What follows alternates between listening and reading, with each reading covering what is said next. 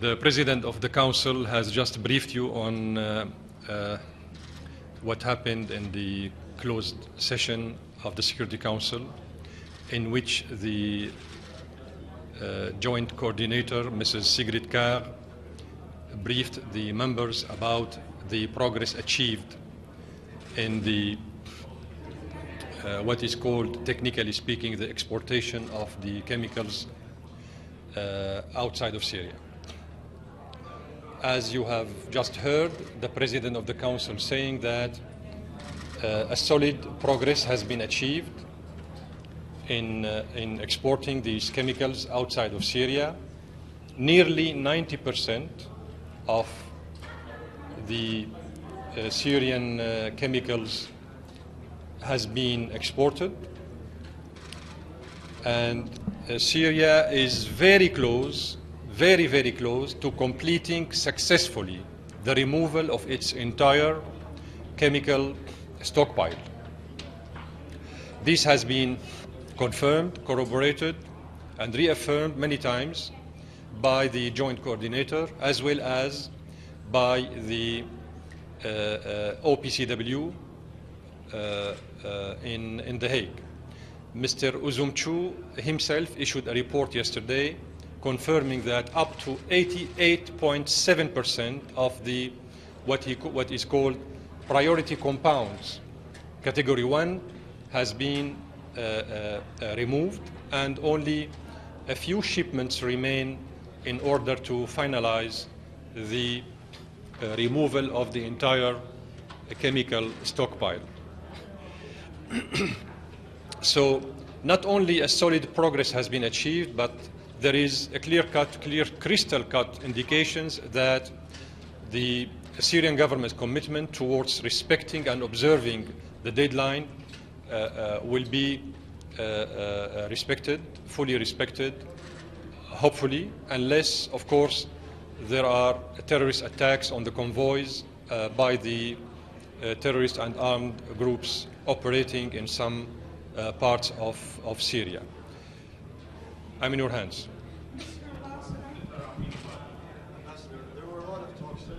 Could you come in here, please, closer? Thank you. There were a lot of talks about the security concerns. You had to stop the removal for some time. The movements to Latakia through the country. Does this mean that the pace of the removal of the chemical weapons, does it mean that the security situation has improved in some case? The Syrian government does not act under pressure. Security concerns are priority for us. The concerns for the security of the staff is a priority for us, both the UN staff as well as the Syrian staff. So we don't act under pressure. We take into consideration all the surrounding elements, and then we act. So we don't act under pressure, but everything has been smoothly done so far. We avoided, of course, the terrorist attacks against the port of Latakia, against the convoys. You may remember that I addressed on behalf of my government a letter to the Security Council almost a month ago in which I warned against an attempt that was conducted by the terrorist groups and which was, by the way, broadcasted on the Al-Qaeda site about the preparation of a suicide bomber with the exclusive task of exploding himself with the truck filled with 7,000 kilograms of TNT and C4 in one of the biggest chemicals stockpile store in Syria. So we have been under this kind of threats. We dealt with it accordingly, and thanks God, nothing has happened so far. Yes. What do you have to say in response to reports that the U.S. may have actually already shipped in to rebels in Syria anti-tank missiles and is actively considering shipping anti-aircraft missiles, surface-to-air missiles?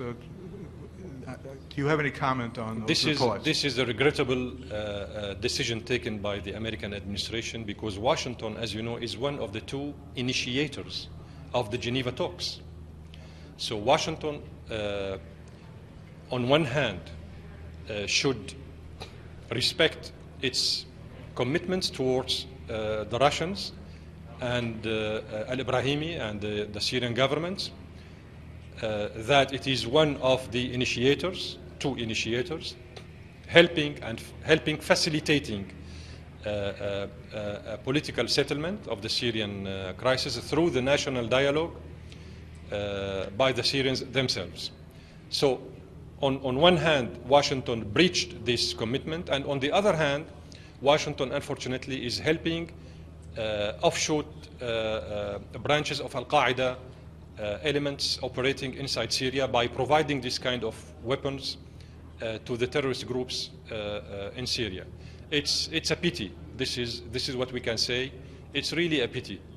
Ambassador, the Syrian government has accused the opposition of using, or the armed groups, of using some kind of chemical in their weapons. Have you asked the United Nations to conduct any investigation in this regard, or has you concluded an internal investigation inside the Syrian authorities? The Syrian government, the Syrian government denies categorically the use of chemical, not chemical actually, it's a chlorine gas, according to what they are saying, which is not chemical weapons, by the way. It is a mundane substance, chemical substance used for bleaching clothes in the laundry or disinfecting swimming pools, for instance. So this is a mundane substance. The Syrian government denies categorically the use of the chlorine gas by the Syrian army or by any military units operating under the umbrella of the Syrian army. Out of question. We are now full-fledged member of the OPCWC. We are working very seriously with the United Nations, as you know, to respect the agreement signed between the Syrian government and the OPCW with regard exporting the entire Syrian stockpile of chemicals. So the aim of these kind of allegations emanating from Washington or elsewhere is to overshadow the successful preparations for the presidential elections in Syria. They will not spare any effort or any argument to overshadow the successful preparations for the presidential elections in Syria. So the Syrian government did not accuse anybody of using chlorine gas at all. We according to our information, these kind of allegations are unfounded. Speaking of the elections, I just wanted to ask you, the Syrian coalition has said that they see no need in the foreseeable future to continue with Geneva talks because they say because of the elections. And the Secretary General made this comment where he said it's unhelpful, inconsistent with the talks. What do you think of what the Secretary General said and also what the Syrian coalition said? Would you continue in Geneva despite having elections? What's the connection between the two? When we left Geneva for the last time, the second round of talks, we agreed with Mr. Al-Ibrahimi on the fact that he should get back to us with a deadline or a new date, if you want, for resuming the talks. So we left him in Geneva with entrusting him with this task. He should conduct consultations with the concerned parties and then get back to the Syrian government with a new date for a new round of talks. He didn't get back to us yet. So as far as the Syrian government, we are still waiting for him to get back to us with the latest developments with this regard after having consulted too many parties except the Syrian government. So as a mediator, he is supposed, of course, to be mediator. Many times we have all noticed that he went beyond his mandate.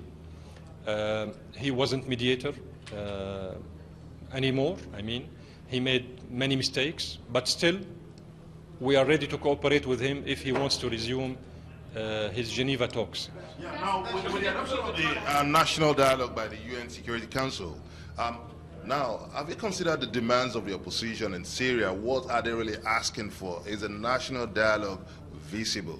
Is it visible? You have used the term opposition, right? Right?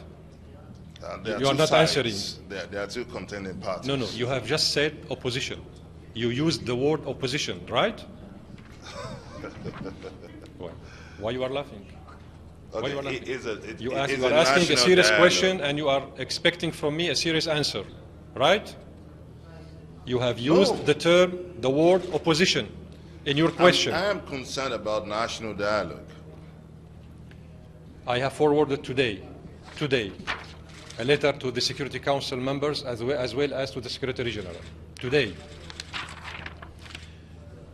I have forwarded to the Committee of Resolution 1267 and 1989. Both of them deal with Al-Qaeda. This subcommittee is chaired by the Australian ambassador, as you know. I forwarded to him a list of 300 terrorists, foreigners, 228 Saudi terrorists. All of them got killed. 200 photos, names, passports, IDs, opposition. 228 Saudi terrorists, 13 Kuwaiti terrorists, 60 terrorists from the following nationalities: German, French, British, Canadian, Danish, Italian, Spanish, Bosnians, Turkish, Belgians, Irish, Australian, Albania, Macedonia, and Sweden. Today, this is the opposition you are talking about. 300 terrorists, foreigners, mercenaries got killed in Syria only recently. I'm just talking about the last month. And it will be published as an official document by the Security Council. Ambassador, considering... Hold on, please. As far as the national opposition in Syria, yes, the Syrian government is engaged in serious talks with this national opposition in Syria. We need a national opposition working hand by hand with the Syrian government in order to achieve this very aspired goal of national dialogue. Of course, we need that. But national opposition does not destroy the country, does not attack the army, does not destroy bridges, does not attack military air force bases, does not cooperate with Israel in the separation line on the Golan, does not come through Turkish border with us to attack civilians in the area of Kasab, does not attack Aleppo and destroy the mosque and the churches, does not kidnap bishops and nuns, etc., etc., etc. Considering your government is already part... On your position on these allegations of the chlorine gas attacks. You said you believe those attacks are unfounded.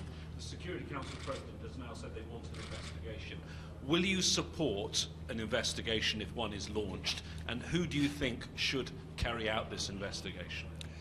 This is a kind of staging theater, what happened today in the Council with this regard. Number one, as I said, the Syrian government denied the use of chlorine gas. Number one.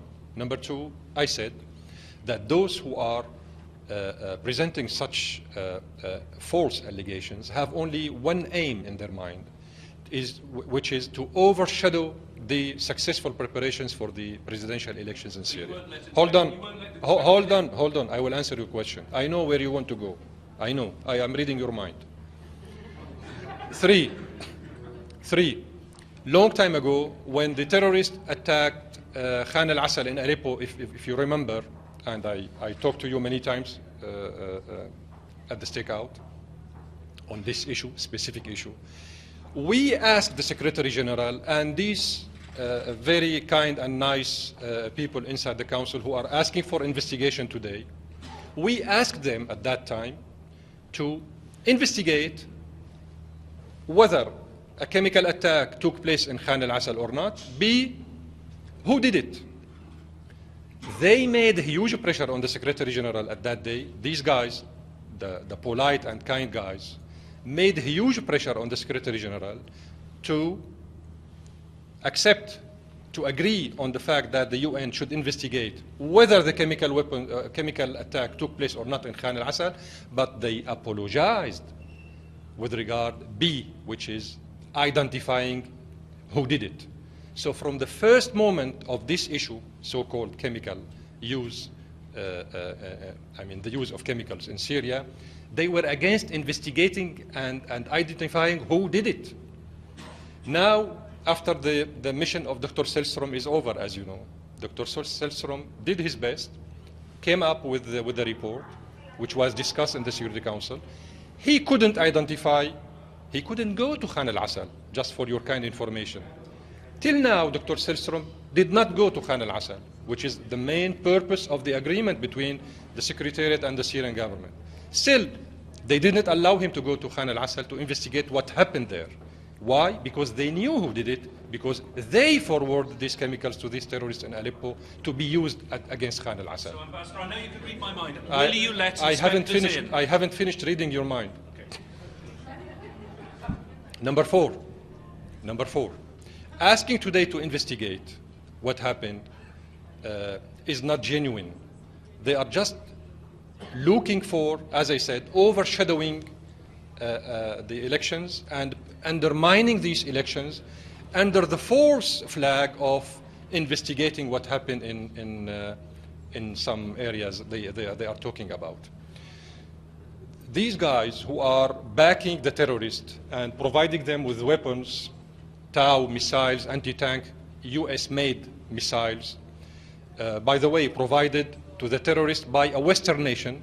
I will not name it now, but I will name it later. The money was paid by the Saudis and the Qataris, facilitated the movement of the weapons, facilitated through our border with Turkey and Jordan by the two governments, but the weapon is US-made. They are seeking to undermine the elections by raising such false allegations that they did not respect themselves when the attack against Khan al-Assal took place. So will you let Ambassador, can I? No, ladies first. Considering that your government is signed on to the OPCW, if eventually chlorine is added to the list, would your government be willing to ban it or take further action? With what? Regarding chlorine, if since your government is signed on to the OPCW, if eventually it is decided to be added to that list of prohibited chemicals, would your government be willing to ban it or? This is up to the standards and criteria under which the OPCW operate. Ambassador, a couple of weeks ago you said here that you had intelligence that there would be a chemical attack staged by the rebels. You're saying that what happened now is not what you were talking about. Yeah. Is it? This is not what we are talking. Not what you're talking about. This is not what we talked about it later, Yes. In the past. In the past, we don't only talk, we provide documents which are circulated as official documents of the Security Council. I provided, on behalf of my government, a DVD. It's about a phone call conversation recorded between two leaders of two terrorist groups operating in the suburbs of Damascus, in which they are coordinating together on using chemicals in an area called Jobar, which is in the outskirts of the capital of Damascus, in order to embarrass the government and corner the government and accuse the government of using chemicals. This has been the case a month ago. But of course, as far as the Syrian government is concerned, for us, according to the information, government information, the chlorine gas was not used by the Syrian army or by any unit of the Syrian army, or we don't use this kind of stuff. Did rebels use it? Ultimately, if it was used, yes, it would be used by the terrorist groups. And you know what? It's really useful from time to time to refresh our memory. A year ago, if you remember, the Turkish authorities arrested 12 terrorists coming from Libya on board of civilian airlines with 2 liters of sarin gas, capable of exterminating the life in half of Manhattan. The 12 guys were sent to the judge, and the court, ordered them 25 years, asked to jail them for 25 years sentence. The day after, one of them, the leader was Syrian, by the way. The leader of the group was Syrian. The day after, the guy was released and the others were released also, and nobody knows where they are now. It is just to let you know that something is wrong, at least, in the behavior of the Turkish government and the involvement of the Turkish government with this regard. This is only one example. I am refreshing your memory about it. But there are too many other examples, flagrant examples, about how dangerous is the Turkish government's involvement in facilitating the absolutely. Absolutely. They are all coordinating their efforts together. One pay the money, the other use the media coverage, the other one provides the border to facilitate the movement, etc., etc. It's a division of labor. It's a division of labor. It's a division of labor. Ambassador, yes. Soon you'll be at a level of actually 100% removal of the declared Syrian chemical weapons materials, etc. At that point, what do you think should happen with the OPCW UN mission inside Syria? Will their job be pretty much over, and do you see some kind of closure for this process? Of course. Yeah. Once this mission is finished, you will hear a final report submitted by Mrs. Kaf to the Council and to the executive board of the OPCW, and that will be the end of everything. We will act accordingly after that as a full-fledged member of the CWC. But only as normal OPCW inspections? Absolutely, unless the polite and very kind ambassadors of some countries in the Council bring something else. They might provide the terrorists with mini nuclear bombs to be used somewhere in Syria in order to accuse the government of having a nuclear arsenal. Then we will start again. We will take it from there. It has become a Hollywood show. The Geneva agenda calls for a transitional government. Do you think having an election contradicts that? Having an election contradicts the part of the Geneva agenda that calls for a transitional government? No, these are two tracks totally different. Organizing presidential elections is a sovereign domestic matter for all member states in this organization. Nobody should interfere in this issue. It's a sovereign matter enshrined in the Charter of the United Nations as well as in the principles of the international law. So nobody should interfere with this regard. Geneva talks has a different aim, a different goal. It's about establishing a Syrian national dialogue conducted by the Syrians themselves without any foreign interference. This point, some people don't get it yet. They should get it. Geneva talks has nothing to do with the presidential elections. One more remark, if you allow me. You may be aware of this very late, I would say, French acknowledgement of the presence of French terrorists fighting in Syria. The French Minister for Foreign Affairs today made a public statement in which he acknowledged the presence of 500 terrorist French fighting in Syria. Only French. The British did it a long time ago. Another 500 terrorists from Britain. The Belgium acknowledged the presence of Belgium terrorists. Spain, Italy, whatever. So now it has become clear-cut proof to everybody that we do have mercenaries, European mercenaries, fighting in Syria against the state. Against the state. These people are not Syrians. I gave you an example with these 300 terrorists killed recently in Syria. So those who think that the confrontation in Syria is between the government on one hand and the opposition on the other hand are wrong. Are wrong. The government is fighting not anymore peaceful demonstrators. It's over. This phase is over. Now the government is fighting terrorists. Many of them are mercenaries coming from all over the world. Many of them are Europeans. And you know what? 2 of them are French girls, 14 and 16 years old. They found them in Turkey. They found them in Turkey embarking on a flight to go for jihad in Syria. 14 years old and 16 years old, minor French girls. One of them is from Austria also, and one is German. This is just to give you an idea about how wrong this European behavior is against the Syrian government and against the Syrian people. Because after all, those who are killed are our own people. They are our own people. We care about our own people, about our own sovereignty, about our own political independence. That everybody should get it. We are not a failed state, and they will not succeed in making Syria a failed state. Just a follow-up question. In case the Security Council agreed to form teams to investigate the new allegations, this is not as easy as you think. These are do you wishful accept thinking. it or not? No, The Syrian government will accept the mission or not? This is too early. This is too early to think this way.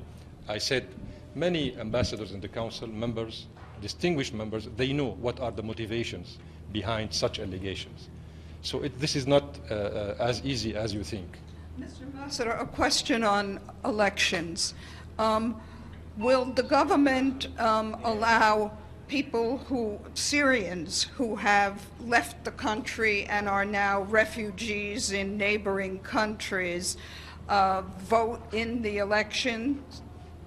There will be a set of instructions that will be published very soon with regard the how and where and whom, I mean, all these technicalities with regard voting.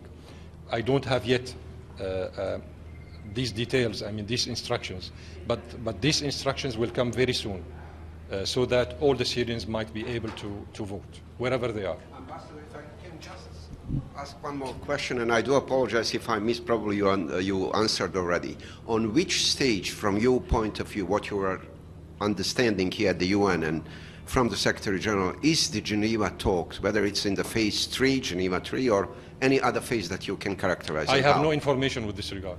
We are waiting for Mr. Al-Ibrahimi and the Secretary General to get back to us with the outcomes of their consultations. They didn't get back to us yet. Can I ask one really nitty-gritty UN question? It's about Dr. Makhtar Lamani, who was working there. I saw him listed as speaking this week in New York to WEOG, or briefing WEOG, maybe by video, maybe in person. And then it said that he's leaving. Has he left yet? And if he hasn't, he left Damascus. He left Damascus. He left Damascus. And is such a briefing done as a UN official, as a post-UN pundit? I have no idea. Okay. I have no idea. I have no idea. Thank you.